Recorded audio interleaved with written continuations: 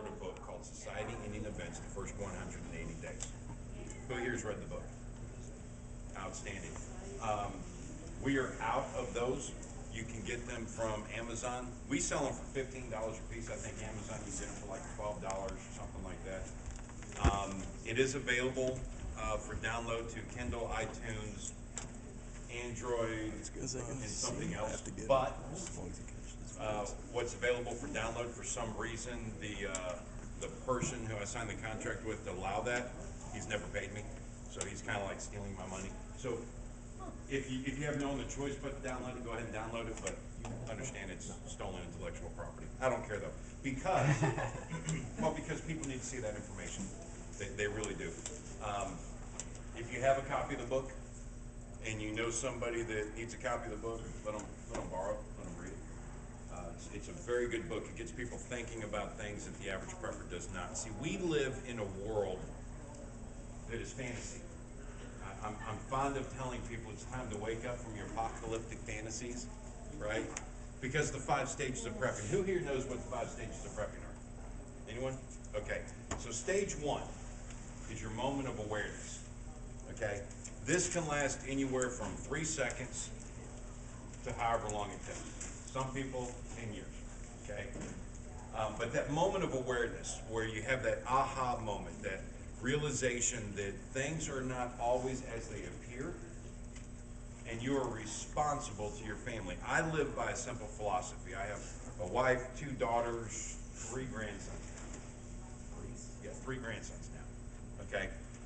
As a man, and this is just my opinion, and it should be yours, but it's just my opinion. Okay? And keep in mind, the one thing I like about opinions is they belong to the people that have them. And since that opinion is that person's opinion, they can never be wrong. Think about it. Okay? Too many arguments are fought over people with differing opinions. You're never going to convince somebody that they are wrong by yelling at them about how right you are. Okay? Anyhow, just my opinion, it should be yours, but as a man, I have a responsibility to make sure that my family has food, water, fire, shelter, first aid, and hygiene. The basic principles of survival, right? Now, today that means they have a home to live in, they have food to eat, they have water coming out of that little spigot in the kitchen, okay? They have the ability, should they choose to take a bath at least once a day, have a clean towel to dry off with, have soap, shampoo, yada, yada, yada. Electricity, right? I'm not responsible for ensuring that they have cable and internet and all of the comforts, but it sure makes my life easier when they do. Okay? We live on top of a mountain on Simple Life Road, and we bought the house because I wanted the address and she wanted the house. I love being able to show people my driver's license that says Simple Life Road. Okay? And it's a pretty cool house. But where we're at, we're 22 minutes from the nearest gas station, right? We're out there, okay? And when the dish goes out or the phone goes out and we don't have internet, it gets very tense in my house. So I don't have an obligation to provide those things, but it makes it nice. I do have an obligation to provide food, water, fire, shelter, first aid, and hygiene. As a man, I have that responsibility. That responsibility does not end when I die. Okay? So that's my opinion. So why did I become a prepper? I became a prepper a long time ago because I recognized that under certain circumstances, not necessarily society-ending events, but under certain circumstances, like if we get an ice storm up where we're at, I could be without electricity for 2 weeks. And it gets very cold in my house on top of that mountain in the middle of wintertime. We found that out Wednesday when our propane tank ran out. The fireplace didn't work. Got a little interesting in my house. Thursday, Wednesday, something like that. So the point of saying all that is I became a prepper because I recognized that there are times when my ability to get in my car and drive to the store to get what my family needs may not exist. Okay? And I have an obligation to provide for them. That was my aha moment. Okay? For some people, the aha moment comes when they're driving down the road and they're flipping through the channels and they listen to Alex Jones or Glenn Beck. I love Alex Jones and Glenn Beck, and I despise Alex Jones and Glenn Beck. I love them because 240,000 Americans listen to their radio show on a daily basis, and as a result, they are preparing for something. Unfortunately, I'm convinced not a single one of their listeners knows what they're preparing for, because it's all predicated off of fear. I hate fear mongers. I despise fear mongers. Let me give you an example. FEMA coffins. Who here has heard about FEMA coffins? Who here is concerned about FEMA coffins? Okay. In July of 2010, on Infowars.com, the story was broken. The government's buying coffins to bury us all in. They could put 6 per coffin, and they're sending them to FEMA camps. Oh. So that when the FEMA camps become death camps, they have a way to dispose of the bodies. Really? The coffins that they are referring to are coffin liners. And they cost over $300 each, government rate. They cost over $240 to manufacture. The property they're on can hold hundreds of thousands of these. No!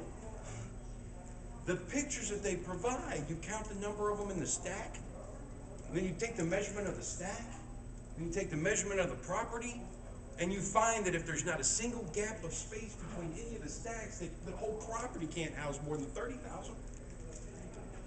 The manufacturer that makes them has a manufacturing capability of less than 100,000 a year. They can't even make 100,000. Well, FEMA's buying 3 million of these a year. Who's making them? There's 2 companies. They're coffin liners, guys. That's what they are. There's a county in Georgia that both companies that manufacture these are in. Used to be one company, and then one of the guys quit and started his own company. And since he lived in that town, where did he start his company? In that town. Georgia was the first state that allowed for a polymer coffin liner. And that county that they manufactured them in was the first county that allowed for a polymer coffin liner. And yes, they're right near a railroad track. Oh, show me one city in the eastern United States that isn't within an hour's drive of a railroad track, or a half-hour drive of a railroad track. Show me one that's not within 15 minutes of a railroad track. They're coffin liners. Coffin liners. That makes nobody afraid. Coffin liners does not make us buy food and bunkers and all of this stuff that they get these little kickbacks off for having their coupon code. Now, where did I get this information from? I'm glad you asked. PrisonPlanet.com or .org, whatever it is. Another website owned by who? Alex Jones. When did they post that? August 2010. 1 month later. But see, so many Americans get so caught up in the fear that the government's coming to kill us. Without us, they don't exist. We'll talk more about that later. The point is, nobody pays attention to the fact that every single purchase that any government agency makes is a matter of public record. You want to know what they're buying and who they're buying it from? Research it. And if you look at every purchase order, every scope of work, every scope of design, every request for information, every request for bid, ever issued by FEMA going back to 1998, you won't see a single thing about a coffin in any of those documents. Somebody asked me, Bob, how do you know this? Because in 2012, I did that research. Because I'm tired of people coming up to me going, well, you know, government, they're buying a bunch of coffins and bury us all in. But they're not, guys. Interestingly enough, they're buying 2.1 million body bags a year, and they're housing those body bags in St. Louis International Airport and at the airport in, it's right across the bay, Elizabeth, New Jersey, Newark International Airport. That's where they house them. Why? Because when you look at the UN studies from 2003, 4, and 5, what you find is that the 2 biggest death zones in this country are going to be centered around St. Louis in New York City. 2.1 million body bags a year. Now, how many people does that scare? Nobody. Why? You can body bags anywhere. I got two sitting on the table back here. Why do I sell body bags? What are you going to do with the bodies in your group? Who's thought of that? See, I talked to a guy one day.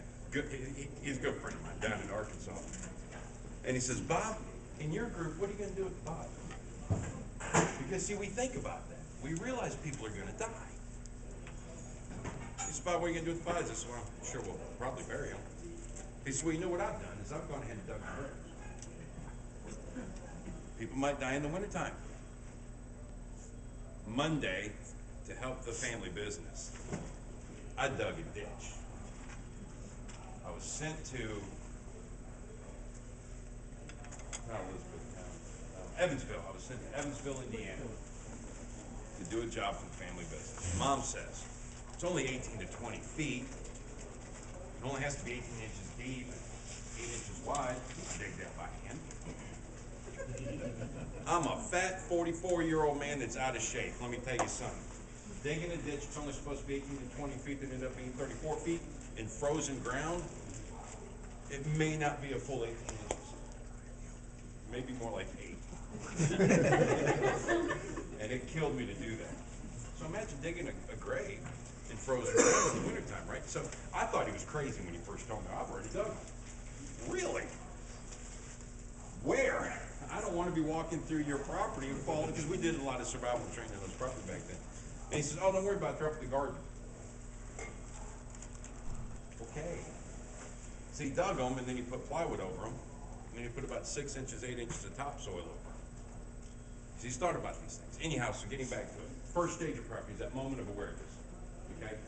Second stage of prepping is that moment of panic. That's where you start buying anything and everything you possibly can because it has a long shelf life. Spam has a phenomenal shelf life. I have a whole bunch of spam. Every person I've talked to in my group that I've asked the question, how much spam, how much do you like spam? They all tell me the same thing. What? I eat spam. But I got a whole bunch of spam, and I like spam. Fry it up, right? Throw it on a couple slices of white bread with some mayonnaise, a little bit of onion. Good stuff.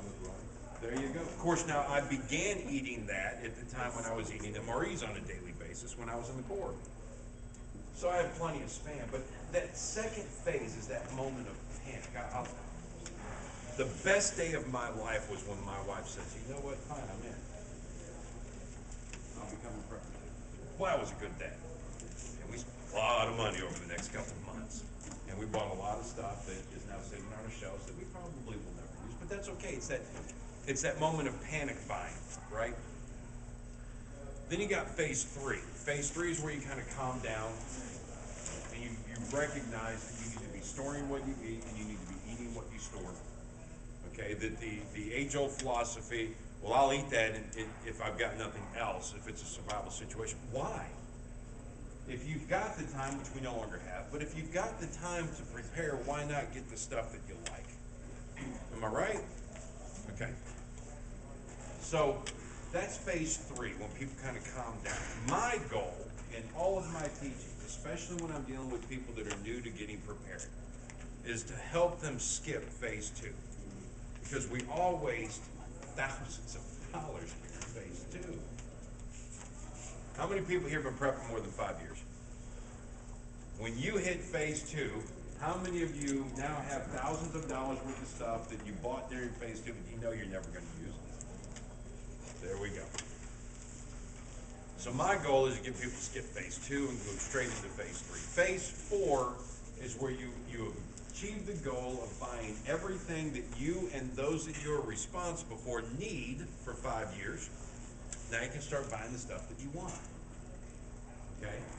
The extra little niceties, the solar panels, the batteries, the wind turbines, the more expensive things, the cool little Faraday boxes and Faraday bags, which, guys, if you want a Faraday bag, I got some for sale. They're stuck down in one of the boxes. We never put them out. And the reason we don't put them out is think about this. Well, we'll get into that later. Remind me to talk about Faraday bags. Anyhow, Faraday bags. yeah, we'll talk about this later. So then phase 5, though, is the single most dangerous phase of prepping. That's where we've moved from getting prepared to an eventuality to we've succumbed to the apocalyptic fantasies that we all have, and now we actually want it to happen. Okay? And I know people, believe me, I've got a very good friend of mine that's been going through some very difficult times over the last 2 years, and I'll bet I've heard him say at least a dozen times, man, I could use a 6-month vacation. It would be so much better if we just face our society and event tomorrow. And every time he does, I tell him, brother, 88 to 94% of us are going to die so that, you don't have to keep paying your bills. If it's a stressful struggle for you right now just to get your bills paid every month where you've actually got to look forward to a society and an event, you're not going to live long during a society and an event. Because today, you take the absolute most stressful day you have ever had. I'm going to take a quick sidetrack. Tell you a story. My wife went out of town to Minnesota to spend some time with her aunt who was terminally ill. And she was, wait a minute, I'm getting my stories crossed, aren't I? Faye, where did you go when Chaz got hurt and Carly got hurt? Oh, okay, it was Minnesota. So she leaves me at home with the 2 kids. They were 5 and 7 or 4 and 6 something. I think, don't worry, nothing's gonna happen. I'm a grown man. I'm a Marine. I'm a veteran of a foreign war. Surely I can take care of 2 little kids on my own. So we take her to the airport or whatever, anyhow, so she's gone. And the first night, my youngest daughter, who is that weekend supposed to be starting the travel soccer, which was like the next big thing. And back when she was 4, 5, 6 years old, that was like all consuming for our life. And we were all proud of her. And she's the goalkeeper, right? But she's got a vivid imagination. She's sitting in the hamper playing airplane pilot. And my oldest daughter says, you're not supposed to be doing that. And my youngest daughter says, you're not mom. Now, our living room was a very long, narrow living room. It was probably 25 feet by 15 feet. And I'm sitting on the couch next to my oldest daughter. And my youngest daughter's on the other end of the living room, right next to the TV playing airplane pilot. And before I could grab her, when that comment was made, she was up, gone. Knocked my youngest daughter upside the back of the head, stretching the muscle in her neck, which put her into a neck brace, dislocating her shoulder, which put her into a sling. That was the first night my wife was gone. We were at the hospital. Okay? The next day, after being in the hospital all night, I get up. I had a small contracting business. And I go to the job site to check on my guys, and they're not there. And my trailer's gone. I just figure, okay, they went to help out on the job site. So between the 2 job sites I had, one was my parents' computer store.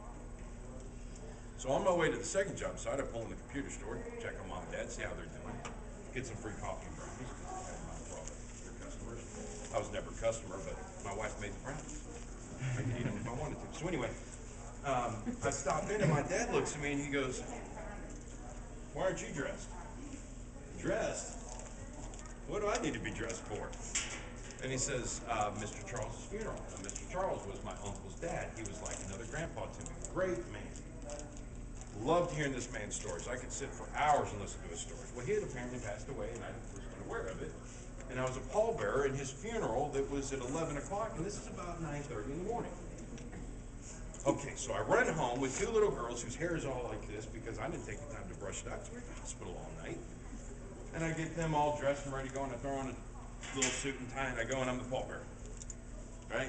And then afterwards, we go home, and I change out my clothes, and my girls, and they're fighting and arguing and everything, and I'm thinking to myself, why would anybody in their right mind want to have children at this point in time, right?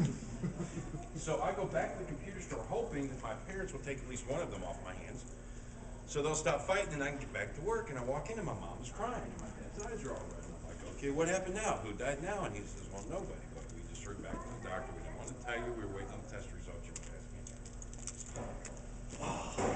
Okay. Take a deep breath, take my kids, put them in the car because I'm not leaving them with them right now, right? They're emotionally freaked out. And I go to the second job site and lo and behold, my guys aren't there. And Neither are any of my tools. What the homeowner is, he's a little upset because they came and got all the materials and all the tools. Next thing I know, I'm finding out they're in Oklahoma doing a job on their own, and since they cross state lines, Tennessee won't pay to bring these guys back if they do get arrested. I just lost all my stuff.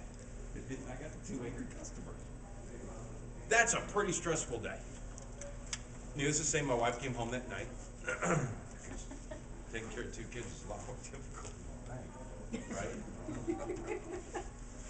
That's a stressful day. And even on a day like that, I would not look forward to a society event as the cure-all, end-all of my problems. Right?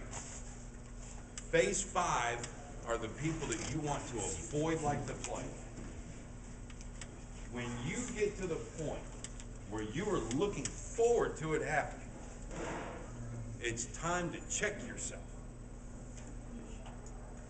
In 2003, the United Nations put together a committee to take all of the combined data from all of the different committees, architecture, archaeology, theology, history, science, mathematics,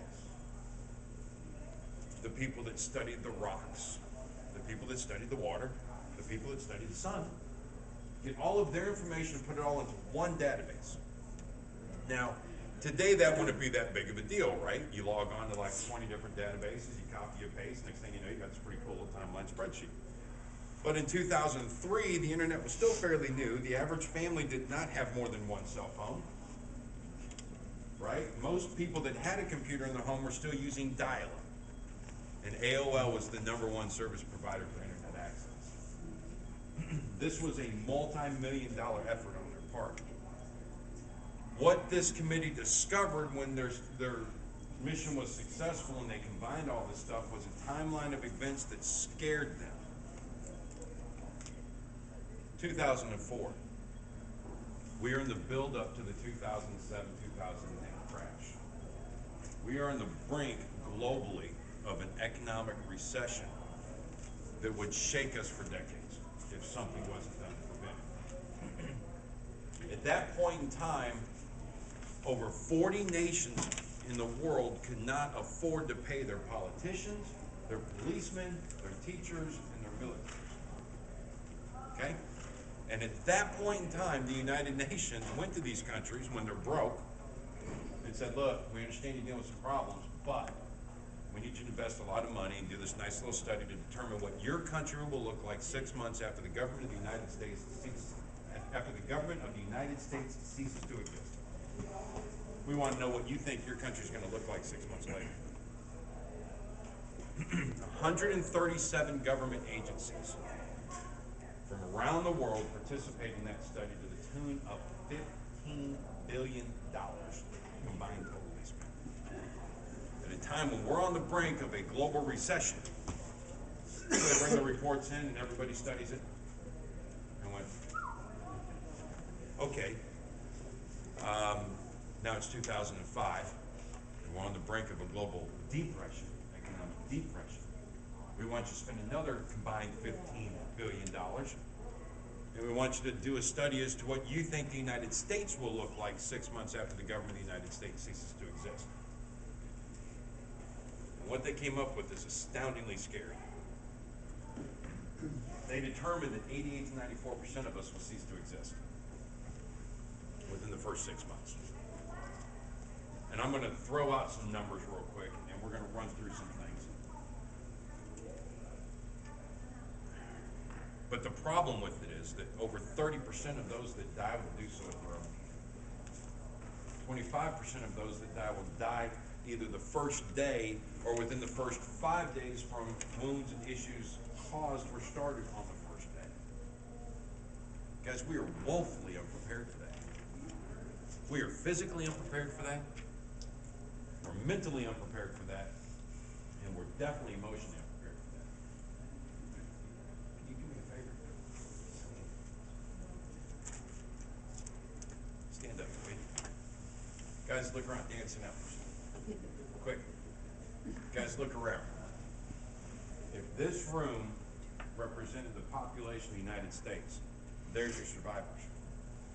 6 months after society ended.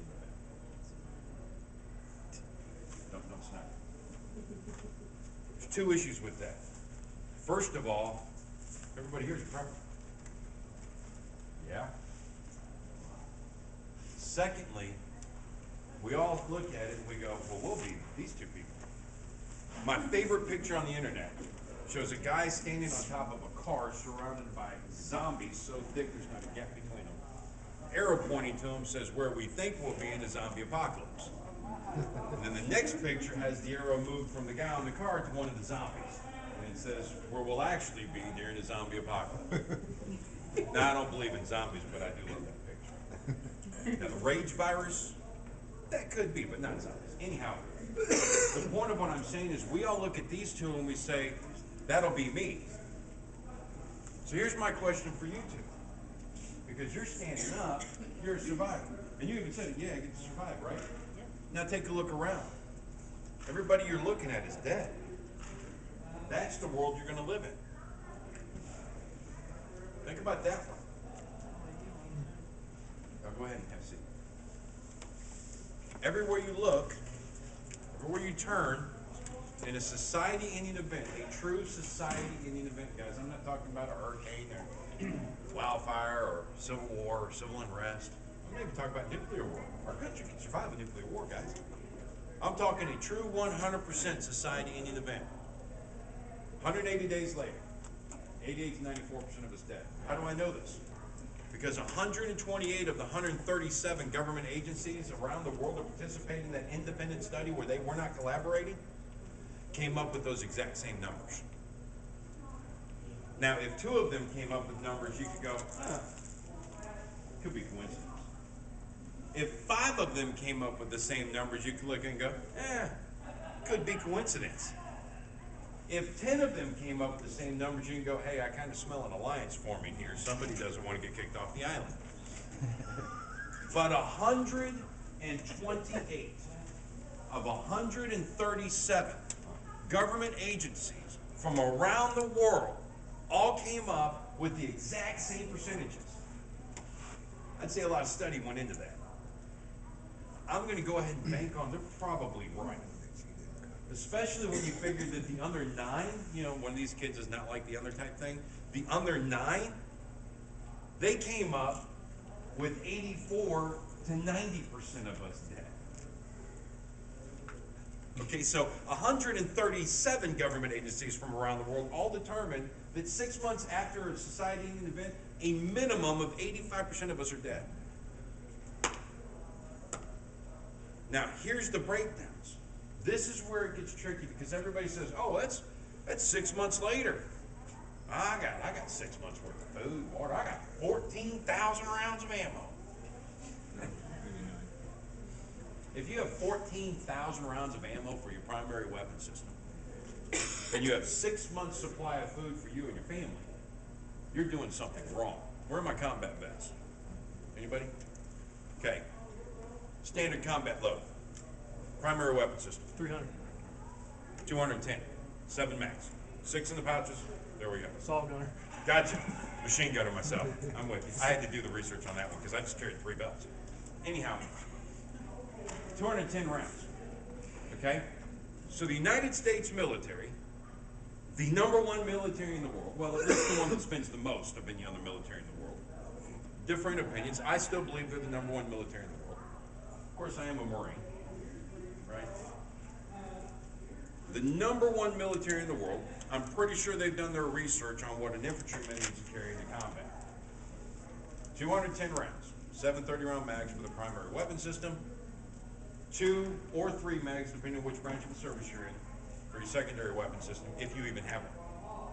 As a machine gunner, of course, I carry right hand knife. The point I'm making is, the #1 military knows that in combat, if you expend 210 rounds from your primary weapon system, either you're not doing something right, or that's a pretty awesome firefight. Right? Okay. If I have 1,000 rounds of ammo for my AR-15, that means that I can survive, or I've got enough ammo, I should say, to get me through 5 firefights, where not only do I expend every round of ammo, but the people I'm fighting expend every round of ammo, so that when the battle's over, I have nothing to collect from the dead. Right? So if I have 14,000 rounds of ammo, that is, carry the 1, divided by 2, 70 firefights that I'm expecting that I'm going to go into. And it's going to be such an awesome firefight that I'm going to expend every round I have. Okay? And the enemy is going to expend every round they have, to where the final person is killed with a club over the head. And I'm somehow going to survive that. What was your war? I'm not in a war. Okay. Iraq. Okay. How many firefights, roughly? None. No idea? I was at the end 2010. Gotcha. I talked to a man one day who was a Vietnam vet, and he wasn't your standard infantry. Okay, long-range reconnaissance, alert, ranger. Okay. These are the guys they drop off in 5-man teams out in the middle of the jungle and expect them to live for 3 or 4 days. Okay. And I asked him, so how many firefights you been in? I don't know. Didn't keep count. So you think you were in 50? He says, probably. 70? He goes, nah. So nobody will ever survive 70 firefights. The odds are against you. Y'all follow where I'm going with this? I know for a fact that in month 7 you're still going to need food. Your family's still going to need food. 70 firefights, you think you're Johnny Rambo going to survive that? You're doing it wrong. I was talking to a guy one day back in January of 13, February 13. When was Sandy Hook? That was 12, right? December of 12 was Sandy Hook? Yeah, December of 12 was Sandy Hook. So in 13, we're in the height of the craziness, right? Where people are spending $1,500, $2,000 for an AR-15 that a month earlier would have cost them $600, right? There you go, $3 grand. That's like slow 135. Wow.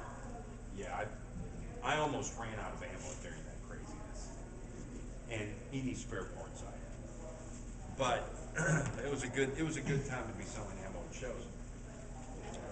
But I'm talking to this guy, and he says, I'd really like to have a couple 1-year supplies of food. If I bought 3, what would my price be? And I gave him a pretty good price.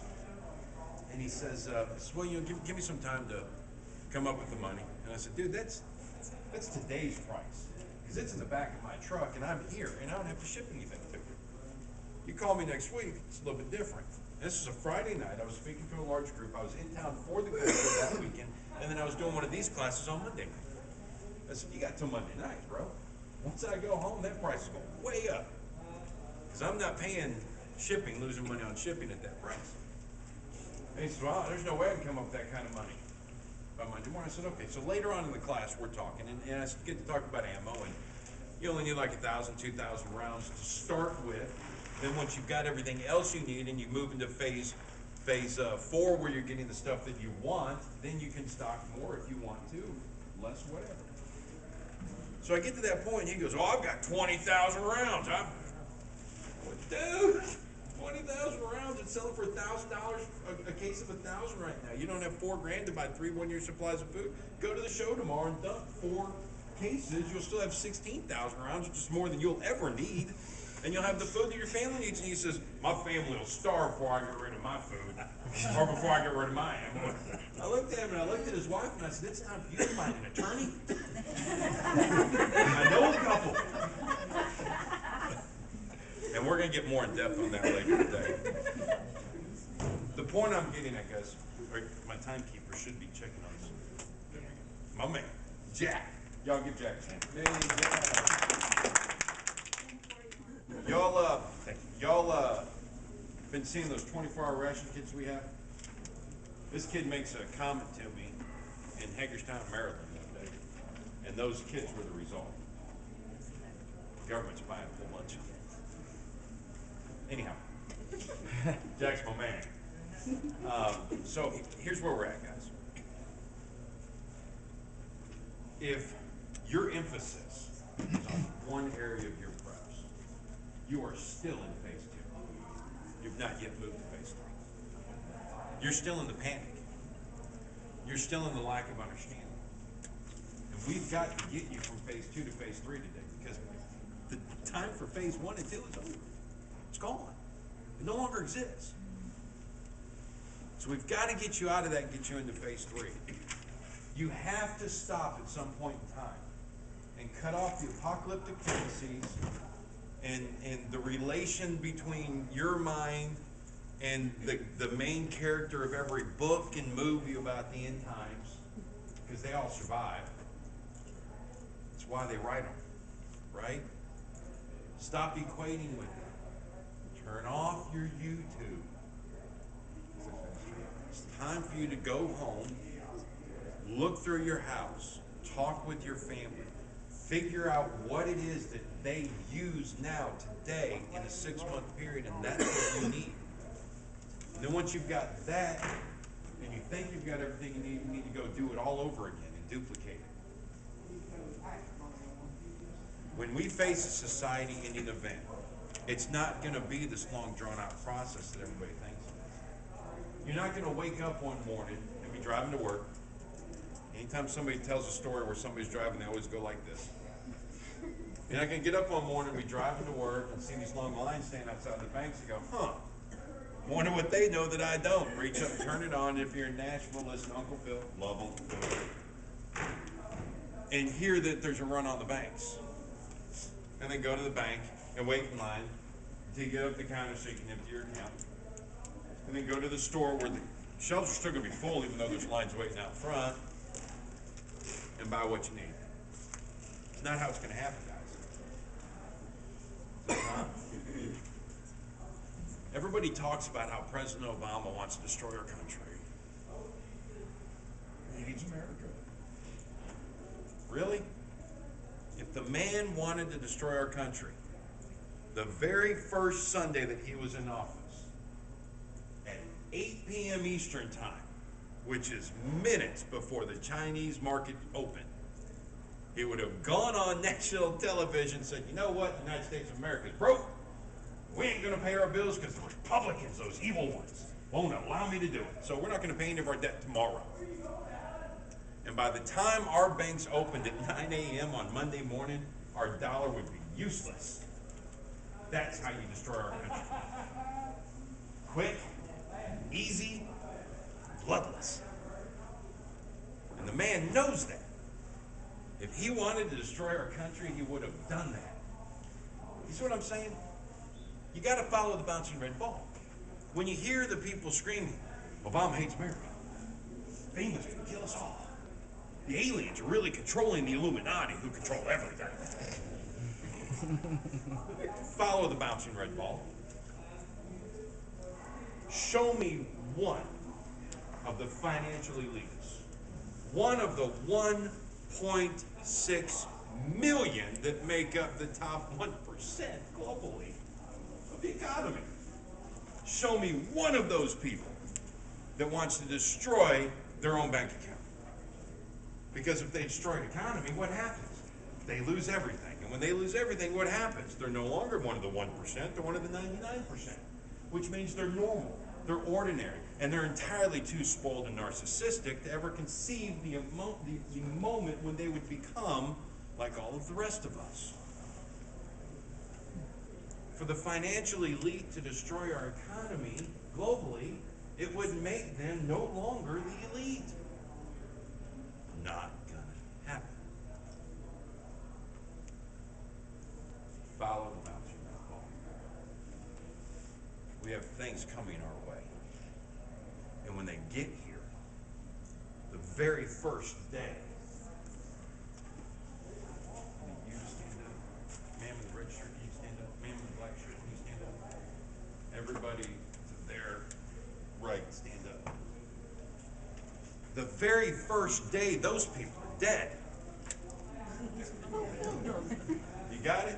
Everybody else from you over, stand up. By day 5, from wounds received from the first 24 hours, these people are dead. Y'all can sit down. You follow? Where, if that many people are in their homes, in the hospitals, on the side of the road, laying in the front yard, in the middle of the grocery store, hanging off the balcony at the mall, sitting in seats at the movie theater. If that many people have died, tell me who's going to take care of the bodies. I got any paramedics in the house today? I got a buddy of mine, very good friend of mine. Matter of fact, I call him my little brother because he's exactly like me, but he's about 10 years younger. And he was a machine gunner, and he married a blonde when he was young, while he was in the Corps. And he's got a friend that's a good friend of mine that he calls his little brother. He's fresh home from the wars, and he was a machine gunner, and he married a little blonde. And one day the three of us are all in this Italian restaurant. All the guys are sitting on one side, and all the women are sitting on the other side. And I'm like, wow, I mean, we got like blonde, marine, machine gunner. Starting to see a common factor here, right? But anyhow, Andrew is on the fourth busiest ambulance in the country. This guy sees gunshot wounds all the time. When he carries a 45 because he's seen too many people in his ambulance as he called it, they've been shot with 9mm that a couple days later went home from the hospital. So he carries a 45. Anyhow, I asked him one day, I said, when we face a society-ending event, what are you going to do on day one? He goes, I'm going to go to work. We all will, unless it's an electrical event. Then we're all going to get up and realize our alarm clock is going to go off. Okay, power must be out, so we're going to check our phone, and it's not going to work. It must not have charged. It's completely dead. Then we're going to take a cold shower, right? Then we're going to drink some cold coffee that's still in the pot from the day before because there's nothing to heat it with. Then we're going to go out to our car, and we're going to go beep, beep, and it's not going to go beep, beep. We're going to do this about 4 times, and we're going to go over and stick the key in the lock and open it. We're going to sit down, and we're going to stick the key in the ignition, and we're going to turn it, fully expecting the engine to start, right? And we'll do it 3 times, because that's what our muscle memory tells us to do. So we're all going to follow, even when we recognize, hey, there's a pretty good chance that today what just happened could be the end. We're still going to get up and go to work if possible. So he says, yeah, I'm going to go to work. I said, what about day 2? He goes, oh, yeah, no. I'll be at home day 2. So what are we going to be doing on day 3? Oh, we'll already be out of here and on our way to your place.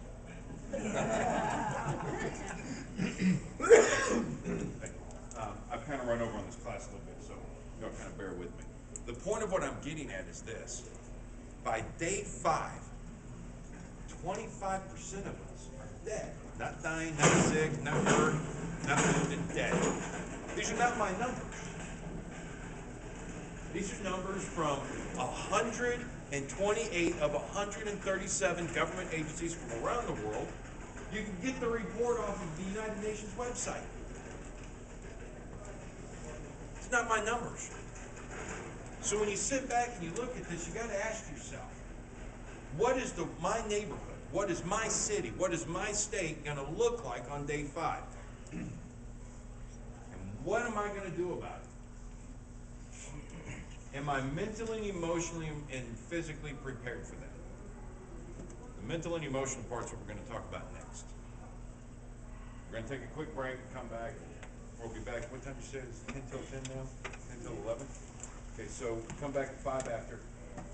But here's the thing, guys. While you're getting something to eat, drink, smoke a cigarette, shop, whatever you do, okay? While you're taking your break, you need to be asking yourself, am I mentally and emotionally prepared for what's coming? And that's what we're going to talk about next, because we're going to get you there. Thanks, guys.